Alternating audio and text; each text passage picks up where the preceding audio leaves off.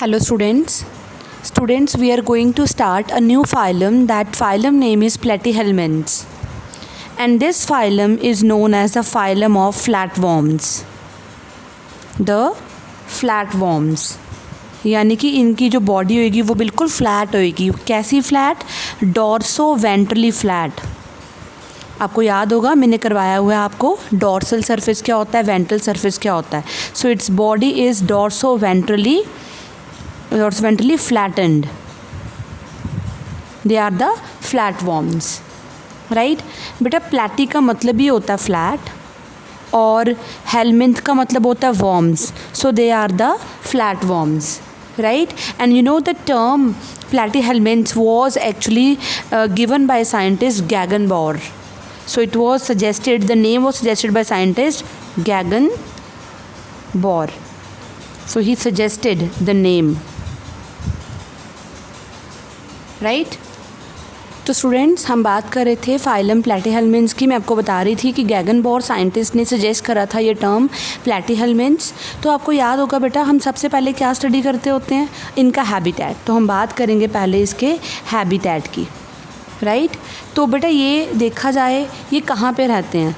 They are actually free living and they live either in the terrestrial or in the fresh water और in the marine. किसी भी जगह पे रह सकते हैं ये. So they are free living. They live in the terrestrial, in the fresh water और in the marine water. किसी भी जगह पे हो सकते हैं ये. और ये मोस्टली क्या होते हैं बेटा, ये एंडोपैरासाइट्स होते हैं. मतलब ये बॉडी के अंदर रहते हैं एज पैरासाइट. ये बॉडी को इन्फेक्ट करेंगे, ये होस्ट से अपने न्यूट्रिशन लेंगे. क्लियर. और बेटा स्टडी ऑफ वॉर्म्स को क्या कहते हैं? Study of worms is known as helminthology. Helminthology is the term use for the study of worms, right. और अब हम बात करेंगे, फर्स्ट पॉइंट था इसका हैबिटेट, सेकंड है इसकी बॉडी फॉर्म. इसकी बॉडी फॉर्म कैसी है, किस तरह के ये ऑर्गेनिजम्स हैं. मैं अभी बता के चुकी हूँ आप लोगों को कि ये डॉर्सो वेंट्रली फ्लैटेंड होती है और इनमें कोई ट्रू सेगमेंट्स नहीं होती, right. So they are dorso ventrally flattened. जैसे लीफ होता है ना वैसे. So they are dorso ventrally flattened and without segments, without true segments हम बोल सकते हैं. इनमें ट्रू सेगमेंट्स एब्सेंट होती हैं. इनमें सूडो सेगमेंटेशन होती है, सब में नहीं होती. सिर्फ इसकी एक क्लास है सिस्टोडा, उसमें होती है, right. But pseudo segmentation is found in class Cestoda, right. This is about their body form. अब हम बात करेंगे इनकी सिमेट्री की. इनकी सिमेट्री कैसी है बेटा, ये जो है दे आर बायलेटरली सिमेट्रिकल. याद है आप लोगों को बायलेटरली सिमेट्रिकल क्या होता है? बायलेटरली सिमेट्रिकल होता है when the body is divided into two equal halves by just one plane, by just one vertical plane, then they are known as bilaterally symmetrical. So they are bilaterally symmetrical animals, right. Now let's talk about their germ layers. बेटा ये पहले ऐसे organisms हैं जो triploblastic आए हैं. अभी तक कैसे आ रहे थे सारे के सारे? Diploblastic. They are the triploblastic. अगर ट्रिप्लोब्लास्टिक है तो इनमें कितनी जर्म लेयर्स होंगी बेटा? 3 जर्म लेयर्स होंगी. कौन कौन सी? Ectoderm, endoderm and mesoderm. तीनों हैं बेटा. इनमें तीनों जर्म लेयर्स प्रेजेंट हैं, एक्टो, एंडो एंड मीजोडर्म. अब हम बात करेंगे इनके लेवल ऑफ ऑर्गेनाइजेशन की, राइट. लेवल ऑफ ऑर्गेनाइजेशन, इनमें कैसा लेवल होता है? इनमें organ system level of organisation है, that is tissue organ level of organisation.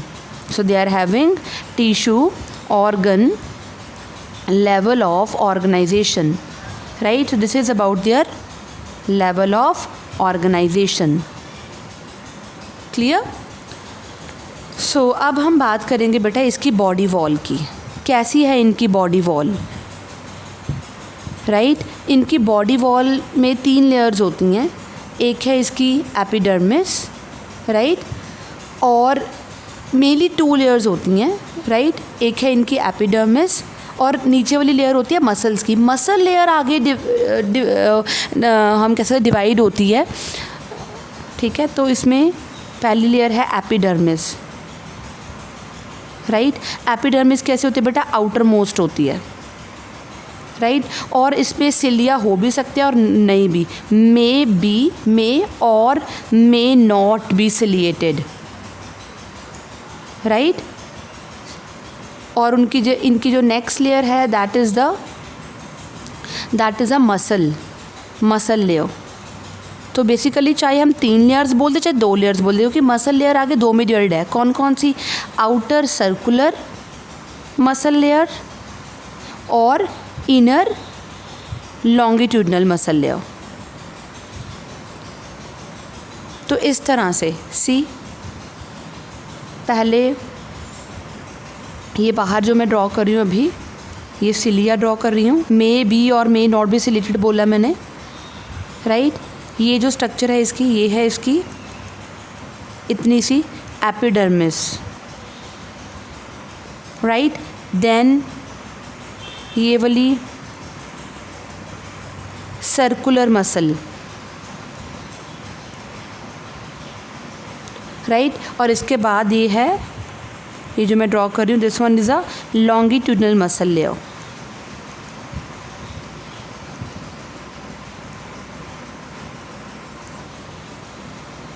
Epidermis, circular muscle and longitudinal muscle, right. So body wall में बेसिकली 3 लेयर्स होगी, एक एपिडर्मिस, एक आउटर सर्कुलर और एक inner longitudinal muscle layer. Clear. So अभी हम बात कर रहे हैं बेटा, हम बात कर रहे हैं that is the characteristic features या general features of the phylum platyhelminthes. Platyhelminthes कौन है बेटा, they are the flat worms. Clear, right. तो हम बात करें इसके बॉडी वॉल की। बेटा मैं बॉडी वॉल के बारे में बता रही थी।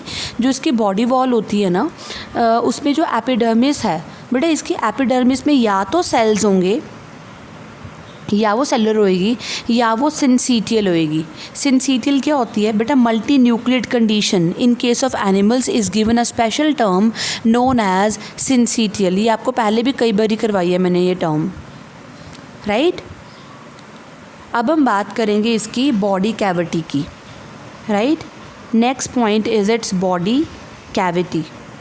बेटा बॉडी कैविटी क्या होती है, the space between the body wall and the organs, right. The space between body wall and the organs. So body cavity, space between body wall and organs, it is known as body cavity. और वो fill हुई होती है with parenchyma tissue. It is filled with parenchyma. Parenchyma जो होती है उसको हम एक और नाम से जानते हैं, दैट इज़ मीज़ेनकाइम। हालांकि बेटा इसमें मीज़ेनकाइम भी बोल सकते हो, इसको मीज़ोडर्मल टिश्यू भी बोल सकते हो। बॉडी कैविटी जो है that is filled with a space, that space is filled with parenchyma tissue, right. अब हम बात करेंगे इसकी सीलोम की, राइट। बेटा ये एसिलोमेट्स होते हैं, दे आर एसिलोमेट्स, यानी कि बॉडी कैविटी में कि body cavity is not lined by mesoderm. हालांकि हमने बोला था इसमें ये ट्रिप्लोब्लास्टिक हैं, इनमें 3 जर्म लेयर्स हैं, लेकिन इनमें ट्रू सीलोम एब्सेंट होती है। ट्रू सीलोम इज़ एब्सेंट, चाहे मीज़ोडर्म प्रेजेंट है, राइट। तो मैं बता चुकी हूँ इनकी जो स्पेस है that is filled with a mesodermal tissue और नोन एज मीज़ोनकाइम और नोन एज पैरेन्काइमा। क्लियर। तो ये बात थी इनकी बॉडी कैविटी की या सीलोम की। तो अगर मोस्टली इन पे आ जाता है क्वेश्चन कि इनका सीलोम कैसी है, तो आप बोलोगे they are acoelomates, true coelom is absent. चाहे तीनों लेयर्स प्रेजेंट हैं लेकिन स्टिल इनमें बॉडी कैविटी में पैरेन्काइमा टिश्यू भरा हुआ होता है, राइट। अब हम बात करेंगे इसके डाइजेस्टिव ट्रैक्ट की। सो next point is it's digestive tract. बेटा जो इनका डाइजेस्टिव ट्रैक्ट है ना वो इनकम्प्लीट होता है।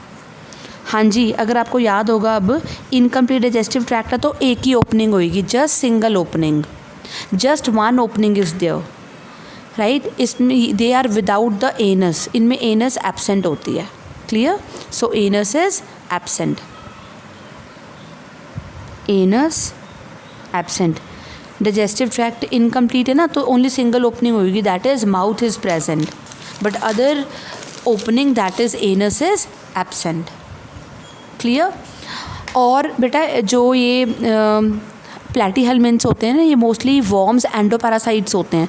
तो इनमें कुछ और स्ट्रक्चर्स होती है, जैसे कि एडहेसिव हुक्स हो गए, स्पाइंस हो गए, सक्कर्स हो गए, ताकि ये डायरेक्टली एब्जॉर्ब कर सके न्यूट्रिशन फ्रॉम द होस्ट। तो इनमें अटैचमेंट ऑर्गन्स होंगे। So next point is the attachment organs.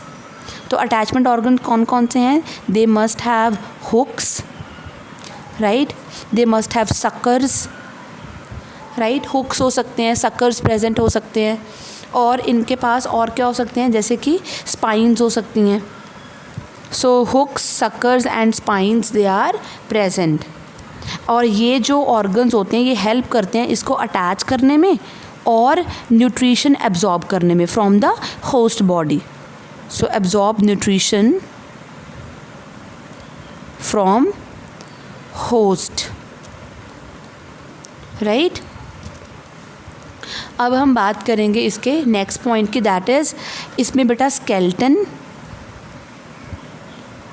System जो होता है इसका, इसमें रेस्पिरेटरी सिस्टम और सर्कुलेटरी सिस्टम एब्सेंट होते हैं। So skeleton, respiratory and circulatory system it is absent, ये एब्सेंट होंगे। क्लियर? तो इनमें स्केलेटन, रेस्पिरेटरी और सर्कुलेटरी सिस्टम क्या है?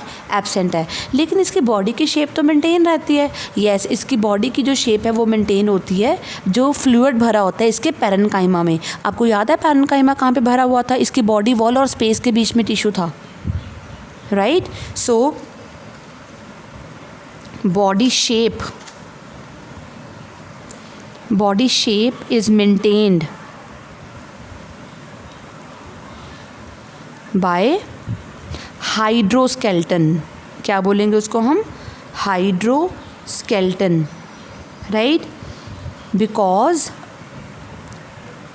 अ fluid is filled inside the parenchyma, right.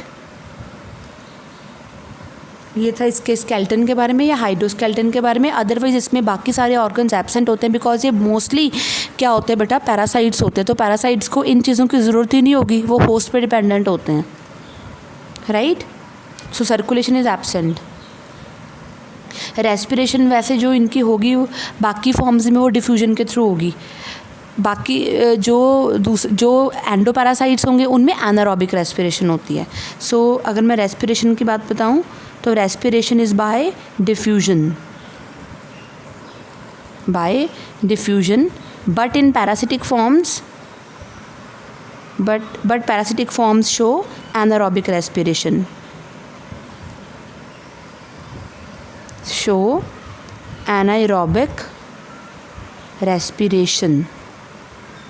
right? So this is about their respiration. Circulation में ऑलरेडी बता चुकी हूँ, दैट इज़ एब्सेंट। अब हम बात करेंगे इसके नर्वस सिस्टम की। नर्वस सिस्टम बेटा, जो इसका नर्वस सिस्टम होता है वो काफ़ी प्रिमिटिव होता है। प्रिमिटिव मतलब पुराना सा, नॉट मच डिवेल्प्ड, राइट। और इसका नर्वस सिस्टम लैडर लाइक होता है, जैसे पौड़ी होती है उस तरह से, राइट। देखो कैसे, अगर ये स्ट्रक्चर है एक वॉर्म की, ये देखो फ्लैट वॉर्म की इस तरह से, तो इसका जो नर्वस सिस्टम होता है वो इस तरह से होता है, लैडर की तरह होगा, राइट। सी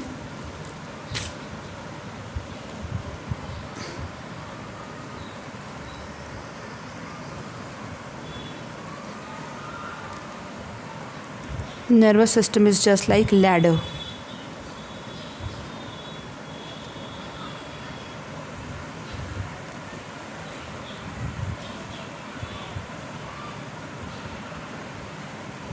right. ये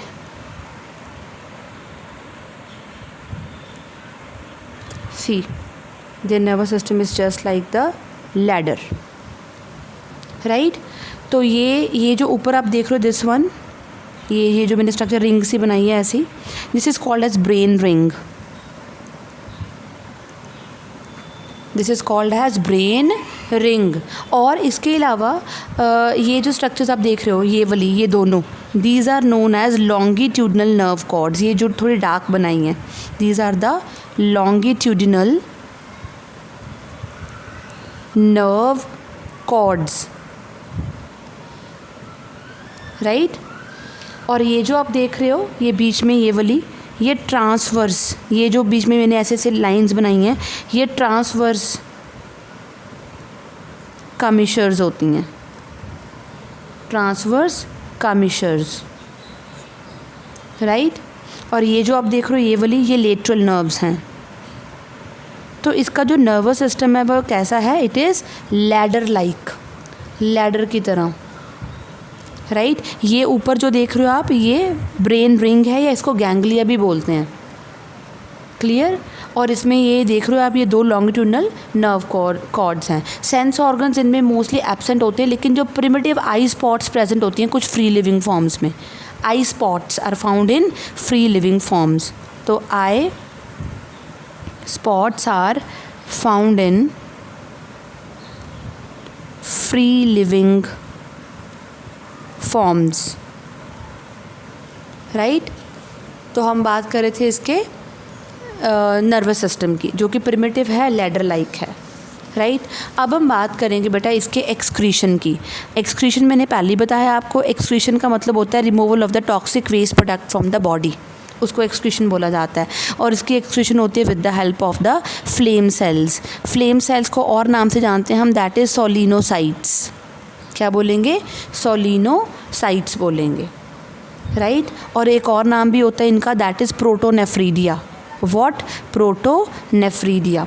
और इनका जो चीफ वेस्ट होता है वो होता है ammonia, so they are ammonotelic and the process of release of ammonia is known as ammonotelism, clear.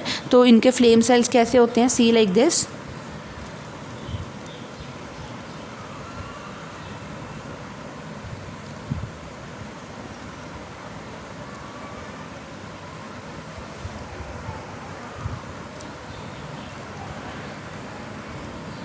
हो सकता है किसी बुक में और तरीके से बना हो, राइट। मैं फ्लेम सेल की डायग्राम आपको ड्रॉ करके दिखा रही हूँ अभी।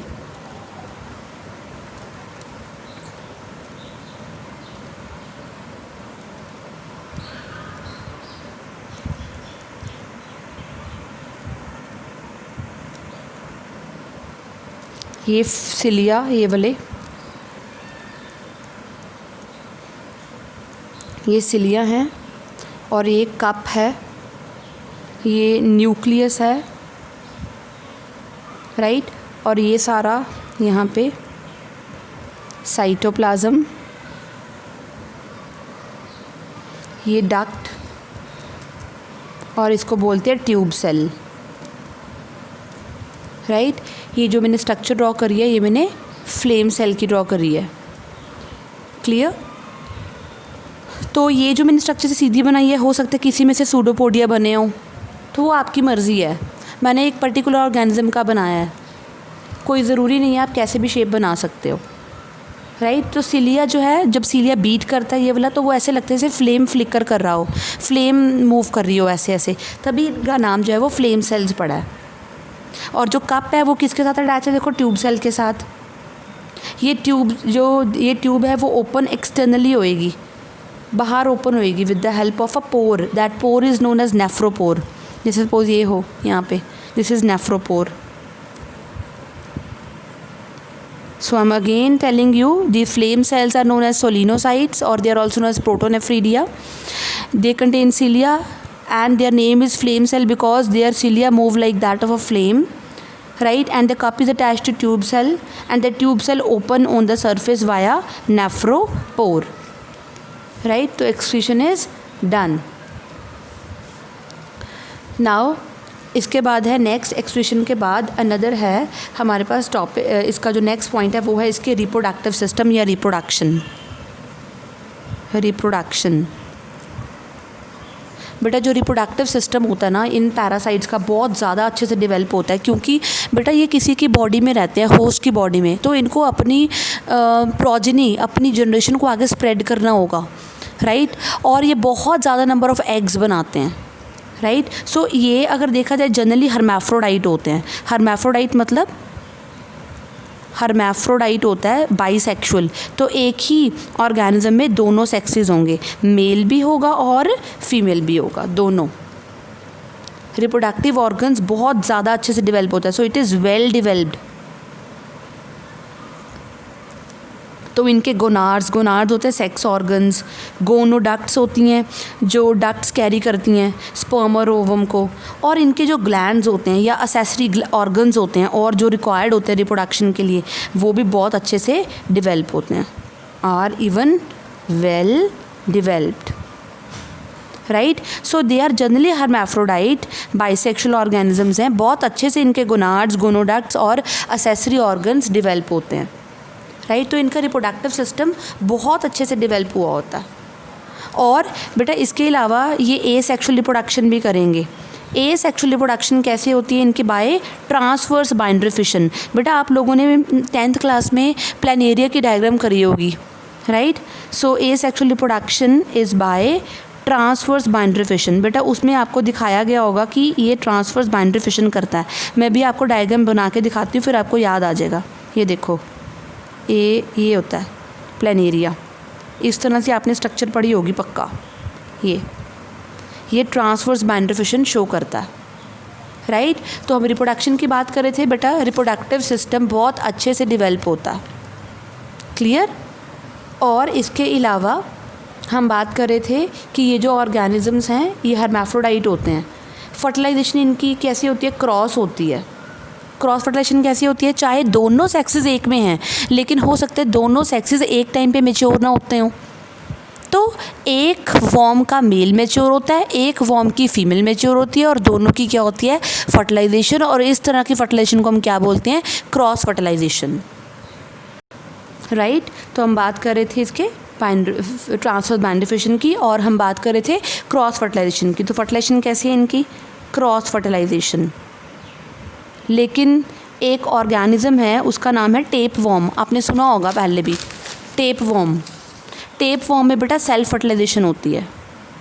Tape warm shows self fertilization. So tapeworm में सेल्फ फर्टिलाइजेशन मतलब दोनों सेक्सेस उसके, एक ही बॉडी के दोनों सेक्सेस मीट कर जाएंगे और क्या प्रोड्यूस करेंगे? Zygote, right. लास्ट पॉइंट है बेटा इसका, दैट इज़ डेवलपमेंट। अब डेवलपमेंट आप लोगों को याद है, मैंने कल आपको क्वेश्चन भी डाला था, डेवलपमेंट डायरेक्ट भी हो सकती है, इनडायरेक्ट भी हो सकती है, राइट। सो डेवलपमेंट कैसी है इसकी? डेवलपमेंट मोस्टली जो नॉन पैरासिटिक फॉर्म्स होती हैं ना, जो पैरासाइट्स नहीं होते, नॉन पैरासिटिक फॉर्म्स, उनकी तो डेवलपमेंट डायरेक्ट होती है। मतलब डायरेक्ट डेवलपमेंट है तो लाइफ में लार्वल स्टेज नहीं होगी। लेकिन अगर वो पैरासाइट्स हैं, मतलब वो दूसरे की बॉडी पे डिपेंड कर रहे हैं, होस्ट पे डिपेंड कर रहे हैं, तो बेटा वो उनकी डेवलपमेंट कैसे होती है? इनडायरेक्ट। अगर इनडायरेक्ट होगी तो लाइफ में कैसी फॉर्म्स होंगी? लार्वल फॉर्म्स होंगी, लार्वा होंगे। और मैं आपको बता दूं जो लिवर फ्लूक होता है, लिवर फ्लूक बेटा एक तरह से एक ऐसा ऑर्गेनिज्म है जो इफ़ेक्ट करता है, जो डिज़ीज़ कॉज करता है, लिवर को इफ़ेक्ट करता है, और उसमें 3 लार्वा बनते हैं। कौन कौन से? उसमें बनते हैं काफ़ी सारे, नॉट 3 लार्वा, उसमें बनते हैं 5 लार्वा। कौन कौन से? एक है मिरासीडियम लार्वा, एक है स्पोरोसिस्ट लार्वा, एक है रेडिया लार्वा, एक है करकेरिया लार्वा, और एक है मेटाकर्केरिया। स्टूडेंट्स आपको इनको सीक्वेंस वाइज ही लर्न करना है, क्योंकि पहले मेरासीडियम बनता है, फिर स्पोरोसिस्ट बनता है, फिर रेडिया बनता है, फिर करकेरिया बनता है, फिर मेटाकर्केरिया बनता है। और टेप वॉर्म जो होता है बेटा वो भी पैरासिटिक वॉर्म है, उसमें 3 लार्वा बनते हैं। कौन कौन से? एक बनता है इसमें ऑन्कोसफियर, एक बनता है हेक्साकैंथ, एक बनता है cysticercus larva. So many larval forms, but remember larval forms बनती हैं पैरासिटिक फॉर्म्स में, जो किसी की बॉडी को इफ़ेक्ट करते हैं, राइट। और जो लार्वा, जो बेटा पैरासाइट्स होते हैं ना, वो डाइजेनेटिक होते हैं। डाइजेनेटिक मतलब उनका लाइफ साइकिल 2 होस्ट में कंप्लीट होता है। They require 2 host for their life cycle completion. एक होता है इनका primary host, very very important, और एक होता है इनका सेकेंडरी होस्ट।